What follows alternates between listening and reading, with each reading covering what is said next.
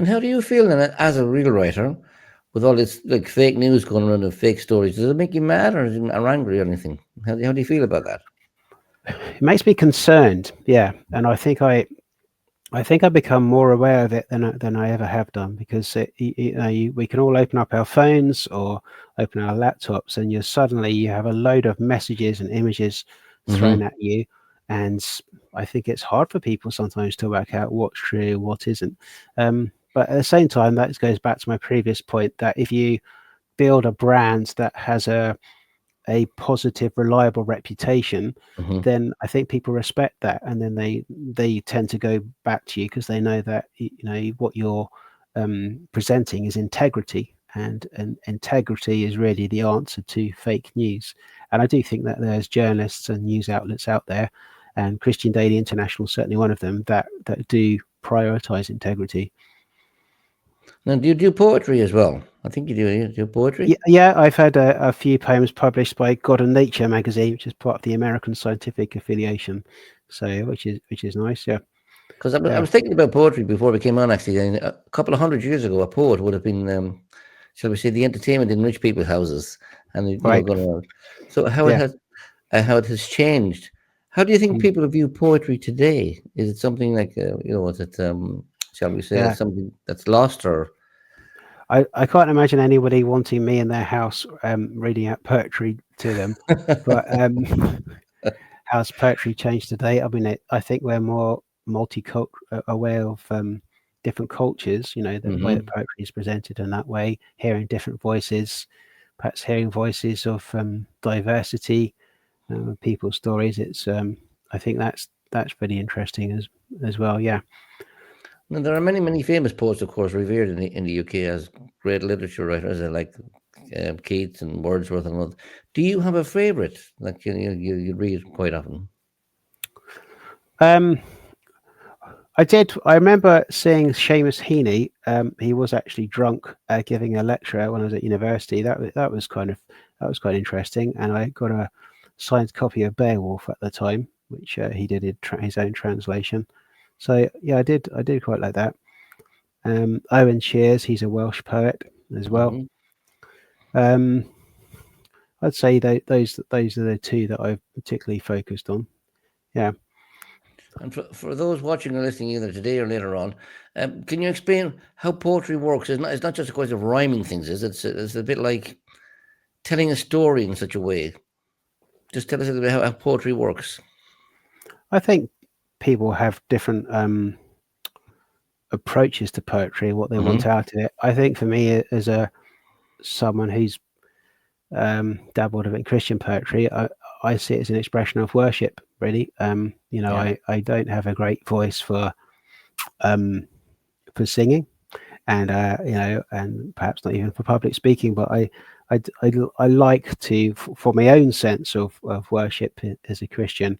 I like to reach out to God by writing poetry, writing about Hmm. what He's done for me, about what I find often through nature or through the innocent play of my children, and that sort of thing about what about God Himself.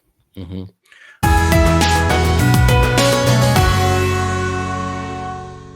Well, for me and for many hundreds of others, of course, the King James Bible is one of the most poetic Bibles you can pick on. Do you think then, when they brought the modern translations, that we lost a lot of lovely poetic language and things like that? How do you think then the changing of the Bibles is it good? Is it bad? How does it affect society today, in your opinion? Um, I think that can be juxtaposed by our awareness of the different translations. Hmm. You could go to a Bible verse and you can look it up and get 20 different translations, like Hmm. just one line, and then compare the different meanings. And I think that's really interesting. So I think that the advancement of modernity has its advantages in that respect. As to whether we've lost anything, it's possible, but I think it was important to look at the positives as well, Hmm. really. And I think in terms of Bible translation, what we're always looking for is accuracy. And as a journalist, I think that's what's interesting about not just poetry, but looking at the Gospels. You've got the 4 Gospel accounts in the Bible, and they've all got their own perspectives, and already they're like newspaper accounts Mm-hmm. of people telling the same story with different angles, such as the British newspapers, the Daily Mail, the Guardian, the Sun, the Telegraph, all have the same story, but they're telling it in slightly different ways, including information, but also adding other aspects as well. Mm-hmm. Would you see yourself as like one of the apostles, telling the story in a different way as a writer, Christian writer? I wouldn't see myself as an apostle, but I mean, similar to. I feel that I have a calling to narrate or to tell a story in whatever Mhm, way that God calls me to. So I write a blog, hislovefrees.life, in which I write devotionals, and I've got 270 subscribers, or just under, at the time of this interview. And I take that as a responsibility, in fact, to be writing devotionals to encourage people in knowing that Jesus brings freedom and that he's mhm, interested in their lives and he loves them. So, and what's nice about that is I get a sense of a community forming from around the world with people's comments and a bit of interaction. mhm. So I hope that answers your question. Yeah, that's fine. Yeah.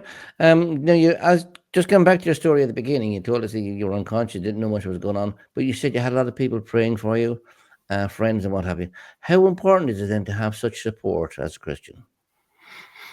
It's very important, and I think you sometimes don't, when you're part of a church community, you may not even be aware that sort of umbrella is there. But I think Hmm. that when it comes to a crisis, that a Christian community can step in, and they in my experience, that people really support each other through prayer, through contact, which of course with Hmm. technology is very helpful as well. You mentioned technology there. How has technology impacted on your job, or has it made it better?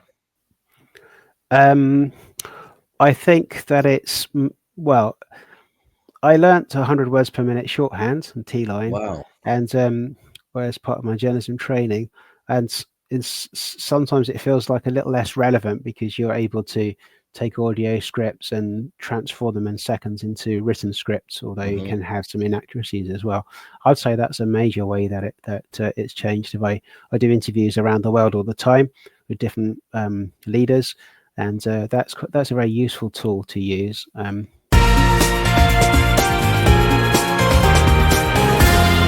But as long as I'm aware as to how accurate that translation may be. Hmm. So that's AI put to good use in that sense. Amen. Now you say you do interviews around the world. Of those interviews, was there anybody that impressed you quite a bit when you interview them? Mm. Yeah, I think there's three ones that I really, two of them to do with men's in ministry. And there's another one I did, well, going to back to front, but I interviewed a seafarers mission up in, I think it was Denmark, and they were talking about the loneliness of fishermen up in boats near the Arctic Ocean and how Wow. important it was. They were the only ministry helping them boarding the ships, just spending time with them, praying for them. The other two that really impressed me was there was a relationships expert interviewed in the US, and he was talking about the emotional needs of men and how that's understated. And I found that very thought provoking. And then the other one was also related to that. He leads something called Summit Initiative, which is also used by the military in the US. And it's just fantastic how he gets groups of men together to really talk about their lives, which I think is something that churches generally could work better on. Hmm. They say it's good to talk. Yeah, they do. It is, yeah. Okay, you said actually through your experience there with the brain damage, the brain tumor, and that you said, "I asked God." I like that expression. Actually. I asked God. How close are you to Him? To say you asked Him. How close are you to God? Has it made you closer to Him?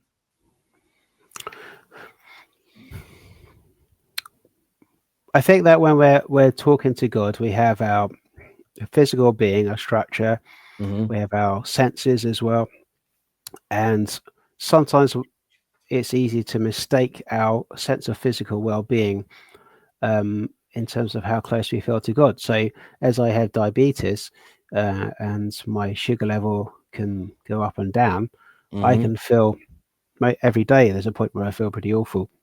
Mm-hmm. So I can't rely on my emotional sense in that way. So I think that's when we're just sort of looking in a soulful way, is the best way I would put it, to Yeah. hear that quiet voice of God, that sense of rationality that he speaks to your mind. Excellent.